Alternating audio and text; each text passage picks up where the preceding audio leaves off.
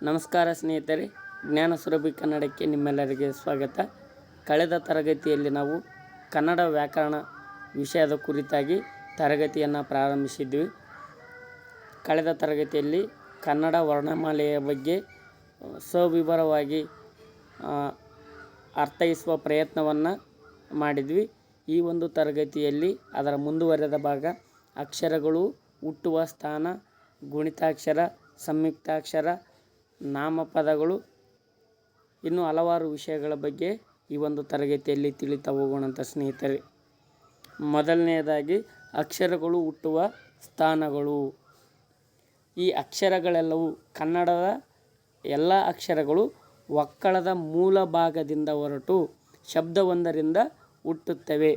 ಹಾಗೆ ಹೊರಟ ಶಬ್ದವು ಗಂಟಲು, ದವಡೆ, ಮೂರ್ಧ ಅಂದರೆ ನಾಲಿಗೆಯ ಮೇಲ್ಭಾಗ. ನಾವು ಮಾತಾಡಿದಾಗ ನಮ್ಮ ನಾಲಿಗೆಯು ಬಾಯಿಯ ಮೇಲ್ಭಾಗಕ್ಕೆ ಟಚ್ ಆದಾಗ ಹುಟ್ಟುವ ಅಕ್ಷರಗಳು, ಅವುಗಳನ್ನ ನಾವು ಮೂರ್ಧನ್ಯ ಅಕ್ಷರಗಳು ಅಂತ ಕರಿತೀವಿ.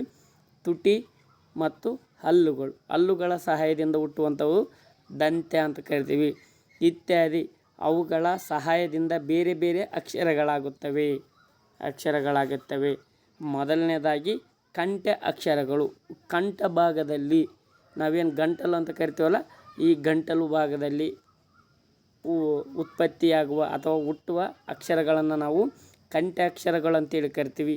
ಈ ಕಂಠಾಕ್ಷರಗಳು ಕ ವರ್ಗಾಕ್ಷರಗಳು. ಕ ವರ್ಗ ಅಂದರೆ ಕ, ಖ, ಘ, ಘ, ಞ ಮತ್ತು ಅ, ಆ, ಹ ವಿಸರ್ಗ. ಇವು ಕಂಠಾಕ್ಷರಗಳು. ನೆಕ್ಸ್ಟು ತಾಲವ್ಯ ಅಕ್ಷರಗಳು. ತಾಲುವಿನ ಅಂದರೆ ದವಡೆಯ ಸಹಾಯದಿಂದ ಹುಟ್ಟುವ ಅಕ್ಷರಗಳಿಗೆ ನಾವು ತಾಲವ್ಯ ಅಕ್ಷರಗಳು ಅಂತೇಳಿ ಕರಿತೀವಿ. ಉದಾಹರಣೆಗೆ ಚ ವರ್ಗ ಅಕ್ಷರಗಳು ಅಂದರೆ ಚ, ಚ, ಜ, ಜ, ಞ ಮತ್ತು ಇ, ಈ, ಯ ಮತ್ತು ಶ. ಈ ಅಕ್ಷರಗಳು ತಾಲವ್ಯ ಅಕ್ಷರಗಳಾಗಿರುತ್ತವೆ ಸ್ನೇಹಿತರೆ. ಮೂರನೇದಾಗಿ ಮೂರ್ಧನ್ಯ ಅಕ್ಷರಗಳು. ಮೂರ್ಧನ್ಯ ಭಾಗದಲ್ಲಿ ಅಂದರೆ ನಾಲಿಗೆಯನ್ನು ಹಿಂದೆ ಚಾಚಿ ಬಾಯಿಯ ಮೇಲ್ಭಾಗವನ್ನು ಸ್ಪರ್ಶಿಸಿದಾಗ ಉಚ್ಚಾರಗೊಳ್ಳುತ್ತವೆ. ಈ ಅಕ್ಷರಗಳಿಗೆ ಮೂರ್ಧನ್ಯ ಅಕ್ಷರಗಳು ಅಂತೇಳಿ ಕರಿತೀವಿ. ಉದಾಹರಣೆಗೆ ಟ, ಟ, ಢ, ಢ, ಣ. ನೋಡಿರಿ, ಈ ಅಕ್ಷರಗಳನ್ನ ಉಚ್ಚಾರಣೆ ಮಾಡಿರಬೇಕಿದ್ರೆ ನೀವು ನಿಮ್ಮ ನಾಲಿಗೆಯನ್ನು ಹಿಂದೆ ಎಳೆದುಕೊಂಡು ನಿಮ್ಮ ನಾಲಿಗೆಯು ಬಾಯಿಯ ಮೇಲ್ಭಾಗಕ್ಕೆ ಟಚ್ ಆದಾಗ ಮಾತ್ರ ಉತ್ಪತ್ತಿಯಾಗುತ್ತವೆ. ಹಾಗಾಗಿ ಇವುಗಳಿಗೆ ಮೂರ್ಧನ್ಯ ಅಕ್ಷರಗಳು ಅಂತೇಳಿ ಕರಿತೀವಿ. ಟ ವರ್ಗಾಕ್ಷರಗಳು ಮತ್ತು ರು, ರ, ಶ ಈ ಅಕ್ಷರಗಳನ್ನು ನಾವು ಮೂರ್ಧನ್ಯ ಅಕ್ಷರಗಳು ಅಂತೇಳಿ ಕರಿತೀವಿ. ನಾಲ್ಕನೆಯದು ದಂತ್ಯಾಕ್ಷರಗಳು. ದಂತ್ಯ ಅಂದರೆ ಹಲ್ಲುಗಳ ಬಳಿ ಹುಟ್ಟುವ ಅಕ್ಷರಗಳಿಗೆ ನಾವು ದಂತ್ಯಾಕ್ಷರಗಳು ಅಂತೇಳಿ ಕರಿತೀವಿ.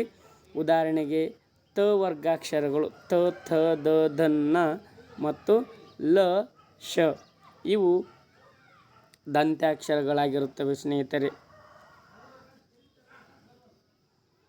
ಐದನೇದಾಗಿ ಓಷ್ಠ್ಯ ಅಕ್ಷರಗಳು. ಓಷ್ಠ್ಯ ಅಂತಂದ್ರೆ ತುಟಿಗಳ ಸಹಾಯದಿಂದ ಹುಟ್ಟುವ ಅಕ್ಷರಗಳಿಗೆ ಓಷ್ಠ್ಯಾಕ್ಷರಗಳು ಅಂತ ಕರಿತೀವಿ. ಉದಾಹರಣೆಗೆ ಪ ವರ್ಗಾಕ್ಷರಗಳು ಅಂದ್ರೆ ಪ, ಪ, ಬ, ಬ, ಮ ಮತ್ತು ಉ, ಉ. ಈಗ ನೋಡಿರಿ, ಈ ನಿಮ್ಮ ಎರಡು ಕೆಳತುಟಿ ಮತ್ತು ಮೇಲ್ತುಟಿ ಈ ವೃತ್ತಾಕಾರ ಆದಾಗ ಮಾತ್ರ ಈ ಓಷ್ಠ್ಯಾಕ್ಷರಗಳು ಹುಟ್ಟುತ್ತವೆ. ಅನುನಾಸಿಕಗಳು. ನಾಸಿಕದ ಅಂದರೆ ಮೂಗಿನ ಸಹಾಯದಿಂದ ಹುಟ್ಟುವ ಅಕ್ಷರಗಳಿಗೆ ಅನುನಾಸಿಕಗಳು ಅಂತೇಳಿ ಕರಿತೀವಿ. ಪ್ರತಿ ವರ್ಗದ ಕೊನೆಯ ಅಥವಾ 5ನೇ ಅಕ್ಷರ ಅನುನಾಸಿಕಗಳಾಗಿರುತ್ತವೆ. ಅಂದರೆ ಉದಾಹರಣೆಗೆ ಞ, ಞ, ಣ, ನ, ಮ ಇವು. 7ನೇದು ಕಂಠತಾಲು. ಕಂಠ ಮತ್ತು ತಾಲುವಿನ ಸಹಾಯದಿಂದ ಹುಟ್ಟುವ ಕಂಠ ಮತ್ತು ದವಡೆಯ ಸಹಾಯದಿಂದ ಹುಟ್ಟುವ ಅಕ್ಷರಗಳಿಗೆ ಕಂಠತಾಲು ಅಂತೇಳಿ ಕರಿತೀವಿ. ಎ, ಎ, ಐ ಇವು ಕಂಠತಾಲು ಅಕ್ಷರಗಳಾಗಿರ್ತವೆ. ಕಂಠೋಷ್ಠ್ಯ. ಕಂಠ ಮತ್ತು ಓಷ್ಠ್ಯದಿಂದ ಹುಟ್ಟುವಂತಹ ಅಕ್ಷರಗಳಿಗೆ ನಾವೇನಂತ ಕರಿತೀವಿ? ಕಂಠೋಷ್ಠ್ಯ ಅಕ್ಷರಗಳಂತೇಳಿ ಕರಿತೀವಿ. ಉ, ಉ, ಔ. 9ನೇದ್ದು ದಂತೋಷ್ಠ್ಯ. ಹಲ್ಲುಗಳು ಮತ್ತು ತುಟಿಯ ಸಹಾಯದಿಂದ ಹುಟ್ಟುವಂಥ ಅಕ್ಷರಗಳಿಗೆ ದಂತೋಷ್ಠ ಅಂತೇಳಿ ಕರಿತೀವಿ. ದಂತೋಷ್ಠ ವೆರಿ ವೆರಿ ಇಂಪಾರ್ಟೆಂಟು. ಒಂದೇ ಅಕ್ಷರ ಇರೋದು ಅದು ಓ ಅಕ್ಷರ ಹುಟ್ಟುವ ಸ್ಥಾನ ಯಾವುದಂದ್ರೆ ದಂತೋಷ್ಠ. ದಂತ ಮತ್ತು ಓಷ್ಠದ ಸಹಾಯದಿಂದ ಹುಟ್ಟುತ್ತದೆ. ವೆರಿ ವೆರಿ ಇಂಪಾರ್ಟೆಂಟ್, ಇದು ಗೊತ್ತಿರ್ಬೇಕು ನಿಮಗೆ. ಕಂಠನಾಸಿಕ, ಕಂಠ ಮತ್ತು ಮೂಗಿನ ಸಹಾಯದಿಂದ ಹುಟ್ಟುವಂಥ ಅಕ್ಷರಗಳು ಅನುಸ್ವಾರ ಒಂದೇ ಇದೆ, ಅದು ನಿಮಗೆ ಗೊತ್ತಿರಬೇಕು. ಈ ಕನ್ನಡ ವರ್ಣಮಾಲೆಯಲ್ಲಿ ಬಳಸುವ ಕನ್ನಡ ವರ್ಣಮಾಲೆಯಲ್ಲಿರುವ ಸಂಧ್ಯಾಕ್ಷರಗಳು ಎಷ್ಟು ಅಂತಂದರೆ 2, ಐ ಮತ್ತು ಔ. ಇವೆರಡನ್ನು ನಾವು ಸಂಧ್ಯಾಕ್ಷರಗಳಂತೇಳಿ ಕರಿತೀವಿ. ಕಳೆದ ತರಗತಿಯಲ್ಲಿ ಹೇಳಿವಿ ಸಂಧ್ಯಾಕ್ಷರಗಳು, ನೆನಪಿರಲಿ.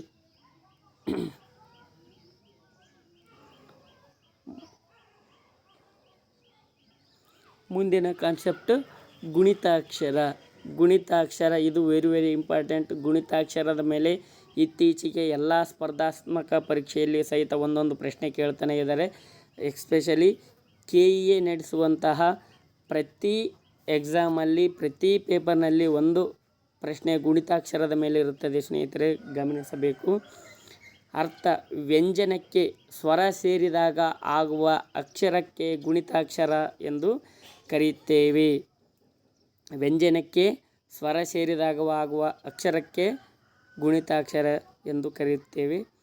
ಒಂದು ವ್ಯಂಜನಕ್ಕೆ ಅದಿಂದ ಔವರೆಗಿನ 13 ಸ್ವರಗಳು ಸೇರಿದರೆ 13 ಗುಣಿತಾಕ್ಷರಗಳಾಗುತ್ತವೆ. 34 ವ್ಯಂಜನಗಳಿಗೆ ತಲಾ 13 ಅಕ್ಷರಗಳನ್ನು ಸೇರಿಸುವುದರಿಂದ 442 ಗುಣಿತಾಕ್ಷರಗಳನ್ನು ರಚಿಸಬಹುದು.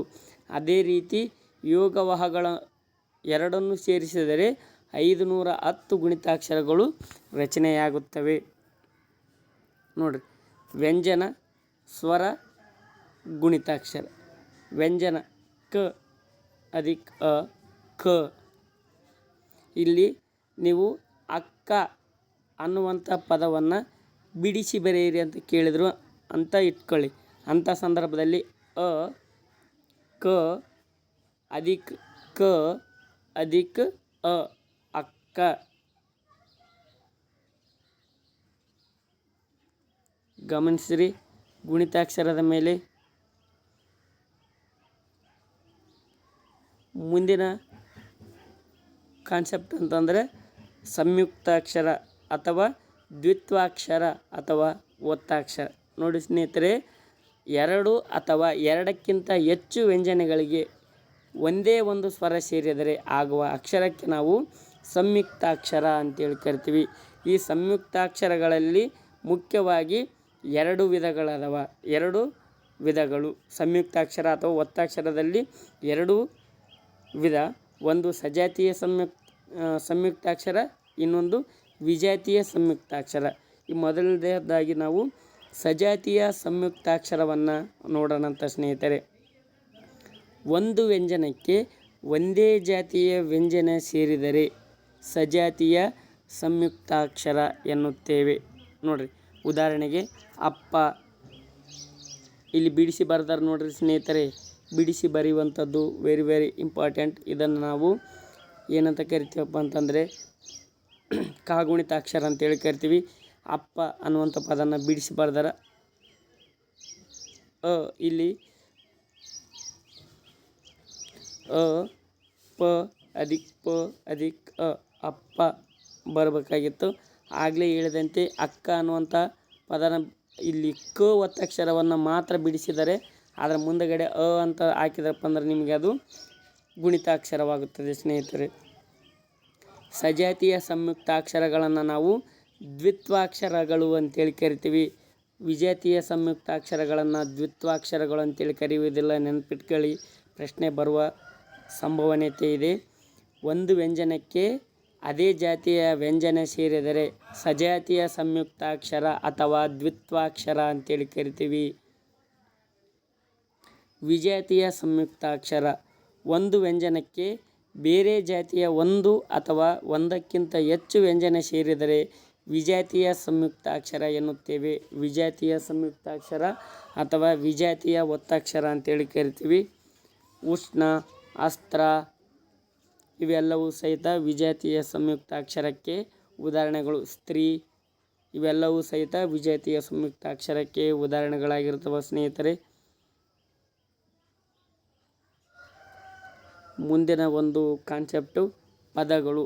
ಈ ಪದಗಳನ್ನು ನಾವೇನು ದಿನನಿತ್ಯವಾಗಿ ಬಳಸ್ತೀವಿ ಆ ಒಂದು ಪದಗಳನ್ನು ನಾವು 3 ರೀತಿಯಾಗಿ ವಿಂಗಡಣೆ ಮಾಡ್ತೀವಿ. ಒಂದು ದೇಶೀಯ ಪದಗಳು, ಇನ್ನೊಂದು ಅನ್ಯ ದೇಶ ಅಥವಾ ವಿದೇಶಿ ಪದಗಳು, ಇನ್ನೊಂದು ತತ್ಸಮ ತದ್ಭವ ಪದಗಳು ಅಥವಾ ತದ್ಭವ ಪದಗಳು ಅಂತೇಳಿ ಕರಿತೀವಿ ಸ್ನೇಹಿತರೆ. ಅವು ಮೊದಲನೇದಾಗಿ ದೇಶೀಯ ಪದ. ದೇಶೀಯ ಪದ ಅಂತಂದರೆ ಯಾವ ಒಂದು ಭಾಷೆ ಮಾತಾಡ್ತೀವಿ ನೋಡ್ರಿ ಆ ಒಂದು ಭಾಷೆಯ ಮೂಲದಲ್ಲಿ ಹುಟ್ಟಿರುವಂತಹ ಪದಗಳಿಗೆ ನಾವು ದೇಶೀಯ ಪದಗಳು ಅಂತೇಳಿ ಕರಿತೀವಿ. ಆಯಾ ಭಾಷೆಯ ಮೂಲ ಅಥವಾ ಸ್ವಂತ ಪದಗಳಿಗೆ ದೇಶೀಯ ಪದಗಳು ಅಂತೇಳಿ ಕರಿತೀವಿ ಸ್ನೇಹಿತರೆ. ದೇಶೀಯ ಪದಗಳು ದೇಶೀಯ ಪದಗಳು ಯಾವುವು ಆಗಿರ್ತಾವೆ ಅಂತಂದರೆ ಸಂಖ್ಯಾವಾಚಕಗಳು. ಏನು ನಾವು ಸಂಖ್ಯಾವಾಚಕಗಳಂತ ಕರಿತೀವಿ. 1 ರಿಂದ 999ರವರೆಗಿನ ಅಂಕಿಗಳನ್ನು ನಾವು ದೇಶೀಯ ಪದಗಳಂತಲೇ ಕರಿತೀವಿ. 1, 2, 899, 990, 991, 999 ಇವೆಲ್ಲವೂ ಸಹಿತ ದೇಶೀಯ ಅಕ್ಷರಗಳು. ಆದರೆ 1000, 2000 ಇವೆಲ್ಲವೂ ಸಹಿತ ನಾವು ತತ್ಸಮ ಪದಗಳು ಅಥವಾ ತದ್ಭವ ಪದಗಳಂತೇಳಿ ಕರಿತೀವಿ. ಅವು ದೇಶೀಯ ಪದಗಳಾಗುವುದಿಲ್ಲ ಸ್ನೇಹಿತರೆ. ದೇಹದ ಅಂಗಾಂಗಗಳು ಇವು ಸಹಿತ ನಾವೇನು ದೇಹದ ಅಂಗಾಂಗಗಳನ್ನು ಗುರುತಿಸಲು ಬಳಸ್ತೀವಲ್ಲ ಆ ಎಲ್ಲ ಪದಗಳು ಸಹಿತ ದೇಶೀಯ ಪದಗಳೇ ಆಗಿರ್ತವೆ. ಅಂದರೆ ಕನ್ನಡ ಪದಗಳೇ ಆಗಿರ್ತವೆ. ಕೈ, ಕಾಲು, ತಲೆ, ಹೊಟ್ಟೆ, ಬೆನ್ನು, ಕಣ್ಣು, ಮೂಗು, ಬಾಯಿ ಇತ್ಯಾದಿ ದೇಹದ ಅಂಗಾಂಗಗಳನ್ನು ಗುರುತಿಸುವಂತಹ ಎಲ್ಲ ಪದಗಳು ಸಹಿತ ಕನ್ನಡದ ಮೂಲ ಪದಗಳು ಅಥವಾ ಸ್ವಂತ ಪದಗಳು ಅಥವಾ ಕನ್ನಡದ ಪದಗಳೇ ಆಗಿರುತ್ತವೆ ಸ್ನೇಹಿತರೆ. ಮತ್ತು 3ನೇದು ವಿಭಕ್ತಿ ಪ್ರತ್ಯಯಗಳು. ಪ್ರಥಮ ವಿಭಕ್ತಿ, ದ್ವಿತೀಯ ಅಂದರೆ ಪ್ರಥಮ ಉ, ದ್ವಿತೀಯ ಅನ್ನು, ತೃತೀಯ ಇಂದ ಏನು ಕರಿತೀವಲ್ಲ ನಾವು ವಿಭಕ್ತಿ ಪ್ರತ್ಯಯಗಳು ಇವೆಲ್ಲವೂ ಸಹಿತ ಕನ್ನಡದ ಮೂಲ ಪದಗಳೇ ಆಗಿರುತ್ತವೆ ಸ್ನೇಹಿತರೆ. ತದನಂತರ ಸಂಬಂಧವಾಚಕಗಳು. ಏನು ಸಂಬಂಧವನ್ನು ಗುರುತಿಸಲು ನಾವು ಬಳಸ್ತೀವಲ್ಲ ಅಪ್ಪ, ಅಮ್ಮ, ಅಜ್ಜಿ, ತಾತ, ಮುತ್ತಾತ, ಮಾವ, ಅಕ್ಕ, ಬಾವ, ಬಾಮೈದ ಇವೆಲ್ಲವೂ ಸಹಿತ ಕನ್ನಡದ ಪದಗಳೇ ಆಗಿರುತ್ತವೆ ಸ್ನೇಹಿತರೆ. 5ನೇದ್ದು ಸರ್ವನಾಮಗಳು. ನಾನು, ನೀನು, ಅವನು, ಅವಳು, ಅದು, ಇದು ಇತ್ಯಾದಿ ಇವೆಲ್ಲವೂ ಸಹಿತ ಕನ್ನಡದ ಮೂಲ ಪದಗಳೇ. 6ನೇದ್ದು ಧಾತುಗಳು. ತಿನ್ನು, ಹೋಗು, ಕೇಳು, ಬಿಡು, ಓಡು, ಆಡು, ನೋಡು ಇವೆಲ್ಲವೂ ಸಹಿತ ಇವುಗಳನ್ನು ನಾವು ಧಾತುಗಳಂತೇಳಿ ಕರಿತೀವಿ. ಈ ಧಾತುಗಳೆಲ್ಲವೂ ಸಹಿತ ಕನ್ನಡದ ಪದಗಳೇ ಆಗಿರ್ತವೆ. ತದನಂತರ ಪ್ರಾಣಿಗಳು. ಏನು ನಾವು ಪ್ರಾಣಿಗಳಿಗೆ ಕರಿತೀವಲ್ಲ ಹುಲಿ, ಸಿಂಹ, ಇಲಿ, ಹಾವು, ಎತ್ತು, ಎಮ್ಮೆ, ದನ, ಕೋಳಿ, ನರಿ, ತೋಳ ಇವೆಲ್ಲವೂ ಸಹಿತ ಕನ್ನಡದ ಪದಗಳೇ ಆಗಿರುತ್ತವೆ ಸ್ನೇಹಿತರೆ. ಇನ್ನೊಂದು ಪದಾರ್ಥಗಳು. ಏನು ಮನೆಯ ಪದಾರ್ಥಗಳನ್ನು ನಾವು ಗುರುತಿಸ್ತೀವಲ್ಲ ಬಾಗಿಲು, ಉಪ್ಪು, ಹಾಲು, ಮೊಸರು, ಚಿಲ್ಕ, ಕಿಟಕಿ ಇತ್ಯಾದಿ ಇವೆಲ್ಲವೂ ಸಹಿತ ದೇಶೀಯ ಪದಗಳು ಅಂದರೆ ಕನ್ನಡದ ಪದಗಳೇ ಆಗಿರ್ತವೆ ಸ್ನೇಹಿತರೆ. 2ನೇದಾಗಿ ಅನ್ಯ ದೇಶ ಶಬ್ದಗಳು. ಅನ್ಯ ದೇಶ ಹಲವಾರು ಈ ಕನ್ನಡದ ಸುತ್ತಮುತ್ತ ಹಲವಾರು ಭಾಷೆಯ ಪದಗಳನ್ನು ಕನ್ನಡ ಏನು ಮಾಡೈತೆ ತನ್ನ ತೆಕ್ಕೆಗೆ ತೆಗೆದುಕೊಂಡು ಸಮೃದ್ಧವಾಗಿ ಬೆಳೆದಿದೆ ಸ್ನೇಹಿತರೆ. ಹಿಂದೂಸ್ತಾನಿ ಭಾಷೆಯ ಪದಗಳು. ಹಿಂದೂಸ್ತಾನಿ ಭಾಷೆಯ ಪದಗಳು ನಮ್ಮ ಕನ್ನಡದಲ್ಲಿ ಸೇರಿಕೊಂಡಿವೆ. ಅವುಗಳನ್ನು ನಾವು ಕನ್ನಡದ ಪದಗಳು ಅಂತಲೇ ಭಾವಿಸುತ್ತೇವೆ. ಈಗ ಅರ್ಜಿ ಆಗಿರ್ಬೋದು, ಕಚೇರಿ, ಕಾರ್ಖಾನೆ ಇವೆಲ್ಲವೂ ಸಹಿತ ಹಿಂದೂಸ್ತಾನಿ ಪದಗಳು. ಆಂಗ್ಲ ಭಾಷೆಯಿಂದ ಬಂದ ಪದಗಳು. ಇತ್ತೀಚೆಗಂತೂ ಆಂಗ್ಲ ಭಾಷೆಯ ಪದಗಳು ಕನ್ನಡದಲ್ಲಿ ವಿಪರೀತವಾಗಿ ಸೇರಿಕೊಂಡಿವೆ ಸ್ನೇಹಿತರೆ. ಎಷ್ಟು ಸೇರಿಕೊಂಡಿವೆ ಅಂತಂದ್ರೆ ಅದಕ್ಕೆ ಪರ್ಯಾಯವಾಗಿ ಕನ್ನಡದ ಪದಗಳೇ ಇಲ್ಲವೇನೋ ಅನ್ನೋ ರೀತಿಯಾಗಿ ಇಂಗ್ಲೀಷ್ ಅಥವಾ ಆಂಗ್ಲ ಭಾಷೆಯ ಪದಗಳು ಕನ್ನಡದಲ್ಲಿ ಬೆರೆತುಕೊಂಡಿವೆ. ಉದಾಹರಣೆ ಹೇಳ್ಬೇಕಂದ್ರೆ court, bank, hospital, harmonium, hotel, bus, train ಇವೆಲ್ಲವೂ ಸಹಿತ ಆಂಗ್ಲ ಭಾಷೆಯ ಪದಗಳು. ಪೋರ್ಚುಗೀಸ್ ಭಾಷೆಯಿಂದ ಬಂದಂಥ ಪದಗಳು. ನಮ್ಮ ದೇಶಕ್ಕೆ ಪೋರ್ಚುಗೀಸರು ಬಂದಾಗ ನಮ್ಮ ಕರ್ನಾಟಕದಲ್ಲಿ ಸಹಿತ ಅವರು ಆಳ್ವಿಕೆಯನ್ನು ಮಾಡಿದ್ರು. ಹಾಗಾಗಿ ಪೋರ್ಚುಗೀಸ್ ಭಾಷೆಯಿಂದ ಕೆಲವೊಂದು ಪದಗಳು ನಮ್ಮ ಒಂದು ಕನ್ನಡಕ್ಕೆ ಸೇರಿವೆ. ಉದಾಹರಣೆಗೆ ಅಲಮಾರು, ಸಾಬೂನು, ಮೇಜು, ಆಲೂಗಡ್ಡೆ ಇತ್ಯಾದಿ. ಸಂಸ್ಕೃತ ಭಾಷೆಯಿಂದ ಬಂದ ಪದಗಳು. ಈ ಸಂಸ್ಕೃತ ಭಾಷೆಯಿಂದ ಬಂದ ಪದಗಳನ್ನು ನಾವು ಅನ್ಯದೇಶೀಯ ಪದಗಳು ಅಂತ ಕರೆಯುವುದಕ್ಕಿಂತ ಬದಲಾಗಿ ತದ್ಭವ ಪದಗಳು ಅಂತೇಳಿ ಕರಿತೀವಿ ಸ್ನೇಹಿತರೆ, ನೆನಪಿರಲಿ. ಮಾಲೆ, ರಾಜ, ವಿಪತ್ತು, ದೇವತೆ ಅಂತಂದ್ರೆ ನಾವೇನು ದೇವತೆಗಳನ್ನು ಕರೆಯುವ ದೇವತೆಗಳನ್ನು ಗುರುತಿಸಲು ಇರುವಂಥ ಯಾವುದೇ ಹೆಸರುಗಳಾಗಿರಲಿ, ರಾಮಾಯಣ ಮಹಾಭಾರತದಲ್ಲಿ ಬರುವಂಥ ಯಾವುದೇ ಹೆಸರುಗಳಾಗಿರಲಿ, ಅವು ಯಾವುವು ಸಹಿತ ಕನ್ನಡದ ಮೂಲ ಪದಗಳಲ್ಲ ಸ್ನೇಹಿತರೆ. ಅವೆಲ್ಲವೂ ಸಹಿತ ತದ್ಭವ ಪದಗಳು ಅಂತೇಳಿ ಕರಿತೀವಿ, ನೆನಪಿರಲಿ. ಅವೆಲ್ಲವೂ ಸಂಸ್ಕೃತದಿಂದ ಬಂದಂಥ ಪದಗಳೇ.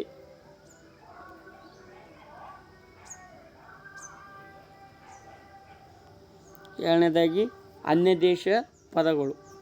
ಅರ್ಥ ಏನು ಹೇಳ್ತದೆ ಅಂದರೆ, ಸಂಸ್ಕೃತವನ್ನು ಹೊರತುಪಡಿಸಿ, ನಿಮ್ಗೆ ಆಲ್ರೆಡಿ ಹೇಳಿದಂಗೆ ಸಂಸ್ಕೃತವನ್ನು ಹೊರತುಪಡಿಸಿ ಇತರ ಭಾಷೆಗಳಿಂದ ಕನ್ನಡ ಭಾಷೆಗೆ ಬಂದಿರುವ ಪದಗಳನ್ನು ಅನ್ಯದೇಶೀಯ ಪದಗಳು ಎಂದು ಕರೆಯುತ್ತೇವೆ. ಸಂಸ್ಕೃತದಿಂದ ಬಂದಂಥ ಪದಗಳನ್ನು ಏನಂತ ಕರಿತೀವಿ ನಾವು ಹಾಗಾದರೆ ಅಂತಂದರೆ, ಅವುಗಳನ್ನು ನಾವು ತದ್ಭವ ಪದಗಳು ಅಥವಾ ತತ್ಸಮ ಪದಗಳು ಅಂತೇಳಿ ಕರಿತೀವಿ ಸ್ನೇಹಿತರೆ, ನೆನಪಿರಲಿ. ಹಲವಾರು ಭಾಷೆಗಳಿಂದ ಕನ್ನಡಕ್ಕೆ ಹಲವು ಪದಗಳು ಬಂದಿದ್ದಾವೆ ಸ್ನೇಹಿತರೆ. ಅದರಲ್ಲಿ ಮುಖ್ಯವಾಗಿರುವಂಥವನ್ನು ಮಾತ್ರ ಈ ಒಂದು ತರಗತಿಯಲ್ಲಿ ನಾವು ತಿಳಿಸಿಕೊಡ್ತೀವಿ. ಗ್ರೀಕ್ ಮತ್ತು ರೋಮನ್ದಿಂದ ಬಂದಂತಹ ಪದಗಳು ದಮ್ಮಡಿ, ದಮಡಿ, ದಮ್ಮು, ದಿನಾರ, ಗದ್ಯಾಣ ಇತ್ಯಾದಿ. ಇವು ಗ್ರೀಕ್ ಮತ್ತು ರೋಮನ್ನಿಂದ ಬಂದಂತಹ ಪದಗಳಾಗಿರ್ತವೆ. ಪಾರ್ಸಿ ಭಾಷೆಯಿಂದ ಬಂದಂಥ ಪದಗಳು ಅಬಕಾರಿ, ರಸ್ತೆ, ದವಾಖಾನೆ, ಚೌಕಾಸಿ, ಅಜಮಾಯಿಷಿ, ಆಮದು, ದಲ್ಲಾಳಿ ಇತ್ಯಾದಿ. ಇವು ಪಾರ್ಸಿ ಭಾಷೆಯಿಂದ ಬಂದಂಥ ಪದಗಳಾಗಿರ್ತವೆ. ಅರಬ್ಬಿ ಭಾಷೆಯಿಂದ ಬಂದಂಥ ಪದಗಳು ಅಮಾನತು, ಅಸಲು, ಇನಾಮು, ಕಾಯಿದೆ, ಗಲೀಜು, ತಕರಾರು, ತರಬೇತು, ನಕಲಿ ಇವೆಲ್ಲವೂ ಸಹಿತ ಅರಬ್ಬಿ ಭಾಷೆಯಿಂದ ಬಂದಂಥ ಪದಗಳಾಗಿರ್ತವೆ ಸ್ನೇಹಿತರೆ. ಪೋರ್ಚುಗೀಸ್ ಭಾಷೆಯಿಂದ ಬಂದ ಪದಗಳು ಮೇಜು, ತಂಬಾಕು, ಅನಾನಸು, ಸಾಬೂನು, ಚೊಂಬು, ಇಸ್ತ್ರಿ, ರಸೀದಿ ಇವೆಲ್ಲವೂ ಸಹಿತ ಪೋರ್ಚುಗೀಸ್ ಭಾಷೆಯಿಂದ ಬಂದಂಥ ಪದಗಳು. ಇತ್ತೀಚೆಗೆ ಅನ್ಯ ಭಾಷೆಯ ಪದಗಳ ಮೇಲೆ ಒಂದು ಪ್ರಶ್ನೆ ಅಂತ ಇದ್ದೇ ಇರ್ತದೆ ಸ್ನೇಹಿತರೆ. ನೀವು ಗಮನವಿಟ್ಟು ಈ ಒಂದು ಪಠ್ಯವನ್ನು ಓದಲೇಬೇಕಾಗುತ್ತದೆ. ಉರ್ದುನಿಂದ ಬಂದಂತಹ ಪದಗಳು ಕಿಮ್ಮತ್ತು, ತಾರೀಕು, ತಾಲೂಕು, ಅಹವಾಲು, ಇಲಾಖೆ, ದರ್ಜೆ, ಬಂದೂಕು, ರುಜು, ಶುರು, ಶಾಮೀಲು ಇತ್ಯಾದಿ. ಇವು ಉರ್ದು ಭಾಷೆಯಿಂದ ಬಂದಂಥ ಪದಗಳು. ಹಿಂದೂಸ್ತಾನಿ ಭಾಷೆಯಿಂದ ಬಂದ ಪದಗಳು ಅರ್ಜಿ, ಕಚೇರಿ, ಕಾರ್ಖಾನೆ, ಸಲಾಮು, ದರ್ಬಾರು, ಕುರ್ಚಿ, ಕಾಗದ, ಹುಕುಂ ಇತ್ಯಾದಿ. ಇಂಗ್ಲೀಷ್ನಿಂದ ಬಂದಂಥ ಪದಗಳು bus, car, college, light, pen ಇತ್ಯಾದಿ. ನೋಡಿ, ತದನಂತರ ಮುಂದಿನ ಒಂದು ಪಠ್ಯಕ್ರಮ ಅಂತಂದರೆ ತತ್ಸಮ ತದ್ಭವ ರೂಪಗಳು. ತತ್ಸಮ ಅಂತಂದರೆ ತತ್ಸಮ ಪದಗಳು ಎಂದರೆ ತತ್ ಎಂದರೆ ಅದಕ್ಕೆ, ಸಮ ಎಂದರೆ ಸಮಾನ ಎಂದರ್ಥ. ಹಾಗಾಗಿ ತತ್ಸಮ ಎಂದರೆ ಸಂಸ್ಕೃತಕ್ಕೆ ಸಮಾನವಾದುದು ಎಂದರ್ಥ. ಅಂದರೆ ಸಂಸ್ಕೃತದಿಂದ ಕನ್ನಡಕ್ಕೆ ಬರುವಾಗ ಯಾವುದೇ ಬದಲಾವಣೆ ಹೊಂದದೆ ನೇರವಾಗಿ ಬಂದ ಶಬ್ದಗಳಿಗೆ ತತ್ಸಮ ಎನ್ನುತ್ತಾರೆ. ಉದಾಹರಣೆಗೆ ರಾಮ, ವಸಂತ, ಸೋಮ, ಚಂದ್ರ, ಸೂರ್ಯ, ಸ್ತ್ರೀ, ಶ್ರೀ, ಭುವನ, ಶ್ರುತಿ, ಕಾವ್ಯ, ಪಶು ಇತ್ಯಾದಿ. ಅಂತಂದರೆ ಸ್ನೇಹಿತರೆ ಆಲ್ರೆಡಿ ಹೇಳಿದಂಗೆ ಈ ನಾವು ಗ್ರಹಗಳನ್ನು ಸೂಚಿಸುವ ಹೆಸರುಗಳಾಗಿರ್ಬೋದು, ರಾಮಾಯಣದಲ್ಲಿ ಬರುವ ಪಾತ್ರದ ಹೆಸರಾಗಿರ್ಬೋದು, ಮಹಾಭಾರತದಲ್ಲಿ ಬರುವ ಪಾತ್ರದ ಹೆಸರಾಗಿರ್ಬೋದು, ಇವೆಲ್ಲವೂ ಸಹಿತ ಏನಪ್ಪ ಅಂತಂದ್ರೆ ಸಂಸ್ಕೃತದ ತತ್ಸಮ ಶಬ್ದಗಳಾಗಿರುತ್ತವೆ. ಹಾಗಾಗಿ ಅವುಗಳನ್ನು ನಾವು ಕನ್ನಡದ ಶಬ್ದಗಳು ಎಂದು ಪರಿಗಣಿಸಲು ಬರುವುದಿಲ್ಲ ಸ್ನೇಹಿತರೆ. ಅವುಗಳನ್ನು ತತ್ಸಮ ಪದಗಳಂತಲೇ ಕರೆಯಬೇಕಾಗುತ್ತದೆ. ನಿಮಗೆ ಒಂದು ವೇಳೆ ಈ ಒಂದು ಪದದಲ್ಲಿ ಅಂದರೆ ಕೆಳಗೆ ಕೊಟ್ಟಿರುವ ಆಯ್ಕೆಗಳಲ್ಲಿ ದೇಶೀಯ ಪದಗಳನ್ನು ಗುರುತಿಸಿ ಅಂತೇಳಿ ಪ್ರಶ್ನೆ ಬಂದಾಗ ಎಲ್ಲವೂ ಅನ್ಯ ದೇಶೀಯ ಪದಗಳಾಗಿದ್ದು ಒಂದು ಸಂಸ್ಕೃತ ಪದ ಅಥವಾ ತತ್ಸಮ ಪದ ಆಗಿತ್ತಂದರೆ ಸರಿಯಾದ ಉತ್ತರ ತತ್ಸಮ ಪದನೇ ಕನ್ನಡದ ಪದವಾಗಿರುತ್ತದೆ. ಒಂದು ವೇಳೆ 3 ತತ್ಸಮಗಳಿದ್ದು ಒಂದು ಅಪ್ಪಟ ದೇಶೀಯ ಕನ್ನಡ ಅಕ್ಷರಗಳಿದ್ದಾಗ ನೀವು ಅಪ್ಪಟ ಅಚ್ಚಗನ್ನಡ ಪದವನ್ನು ಗುರುತಿಸಬೇಕಾಗುತ್ತದೆ ಸ್ನೇಹಿತರೆ. ನೆನಪಿರಲಿ, ಈ ಒಂದು ತತ್ಸಮ ತದ್ಭವಗಳ ಮೇಲೆ ನಿಮಗೆ ಕನ್ಫ್ಯೂಸ್ ಆಗ್ತಿರುತ್ತೆ. ಹಾಗಾಗಿ ಎಲ್ಲವೂ ಬೇರೆ ಭಾಷೆಯ ಪದಗಳಿದ್ದು ಒಂದು ತತ್ಸಮ ಇತ್ತಂದ್ರೆ ತತ್ಸಮವನ್ನು ನಾವು ಕನ್ನಡದ ಪದ ಅಂತ ಅಥವಾ ದೇಶೀಯ ಪದ ಅಂತೇಳಿ ಕನ್ಸಿಡರ್ ಮಾಡ್ತೀವಿ. 3 ಆಯ್ಕೆಗಳು ತತ್ಸಮ ಇದ್ದು ಒಂದು ಅಚ್ಚಗನ್ನಡ ಪದ ಇದ್ದಾಗ ಅಚ್ಚಗನ್ನಡದ ಪದವನ್ನು ಗುರುತಿಸಿ ಅಂತ ಕೇಳಿದಾಗ ಒಂದು ಅಚ್ಚಗನ್ನಡ ಪದವನ್ನು ಗುರುತಿಸಬೇಕಾಗುತ್ತದೆ ಸ್ನೇಹಿತರೆ. ತದ್ಭವ. ತತ್ ಎಂದರೆ ಅದರಿಂದ ಅಂದರೆ ಸಂಸ್ಕೃತದಿಂದ, ಭವ ಎಂದರೆ ಹುಟ್ಟಿದ ಅಂದರೆ ಸಂಸ್ಕೃತದಿಂದ ಹುಟ್ಟಿದ ಎಂದರ್ಥ. ಅಂದರೆ ಸಂಸ್ಕೃತದಿಂದ ಕನ್ನಡಕ್ಕೆ ಬರುವಾಗ ಅಲ್ಪ ಸ್ವಲ್ಪ ಅಥವಾ ಪೂರ್ಣ ಬದಲಾವಣೆ ಹೊಂದಿ ಬಂದಿರುವ ಪದಗಳಿಗೆ ತದ್ಭವಗಳು ಎಂದು ಕರೆಯುತ್ತಾರೆ. ನೋಡಿ, ಅಲ್ಪ ಸ್ವಲ್ಪ ಬದಲಾವಣೆಗೊಂಡ ತದ್ಭವ ರೂಪಗಳು ಶಶಿ ಇದ್ದಿದ್ದು ಸಸಿ, ಶಿರ ಇದ್ದಿದ್ದು ಸಿರ, ಕಲಶ ಇದ್ದಿದ್ದು ಕಳಸ, ಅಂಕುಶ ಇದ್ದಿದ್ದು ಅಂಕುಶ, ವರ್ಷ ಇದ್ದಿದ್ದು ವರುಷ, ಹರ್ಷ ಇದ್ದಿದ್ದು ಅರುಸ. ಇವು ಪೂರ್ಣ ವ್ಯತ್ಯಾಸ ಹೊಂದಿದ ತದ್ಭವ ರೂಪಗಳು. ದ್ಯೂತ ಇದ್ದಿದ್ದು ಜೂಜು, ವಂದ್ಯ ಅಂದರೆ ಬಂಜೆ, ವಿದ್ಯಾಧರ ಬಿಜ್ಜೋದರ, ವೈಶಾಖ ಬೇಸಗೆ, ಕುಟಾರ ಕೊಡಲಿ, ಪಾದುಕ ಹಾವುಗೆ, ಅರ್ಕ ಎಕ್ಕ, ವರ್ಣ ಬಣ್ಣ ಇತ್ಯಾದಿ.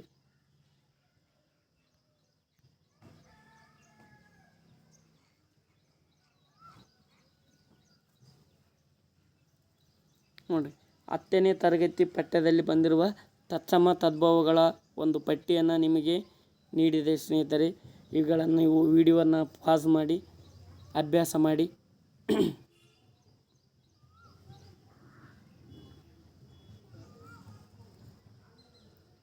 ಮುಂದಿನ ತರಗತಿಯಲ್ಲಿ ನಾವು ನಾಮಪದಗಳು ಎಂದರೇನು, ನಾಮಪದಗಳ ಬಗ್ಗೆ ಎಷ್ಟು ವಿಧಗಳದಾವ ಅವೆಲ್ಲವನ್ನೂ ಸಹಿತ ಮುಂದಿನ ತರಗತಿಯಲ್ಲಿ ಡೀಟೇಲ್ ಆಗಿ ಅಧ್ಯಯನ ಮಾಡೋಣ ಅಂತ ಸ್ನೇಹಿತರೆ.